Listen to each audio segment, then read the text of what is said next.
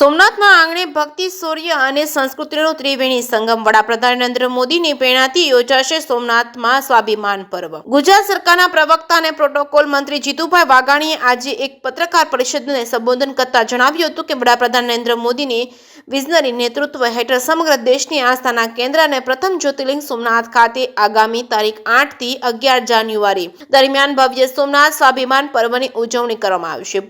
મુખ્યમંત્રી ભૂપેન્દ્ર પટેલના નેતૃત્વ અને નાયબ મુખ્યમંત્રી હર્ષભાઈ સંઘવીના માર્ગદર્શન હેઠળ રાજ્ય મંત્રીમંડળના સભ્યો સહિત સમગ્ર વહીવટી તંત્ર આ પર્વને સફળ બનાવવા માટે કાર્યરત છે. આ પર્વ એ માત્ર ધાર્મિક મહોત્સવ નહીં પરંતુ ભારતીય સંસ્કૃતિના અતૂટ વિશ્વાસ અને આત્મગૌરવનું પ્રતીક પુરવાર થશે. મંત્રીએ જણાવ્યું હતું કે આજથી અનેક વર્ષો પહેલા ઈસવીસન 1026માં મોહમ્મદ ગઝનવીએ સોમનાથ મંદિર પર આક્રમણ કર્યું હતું, જેને આજે 1000 વર્ષ પૂર્ણ થઈ રહ્યા છે.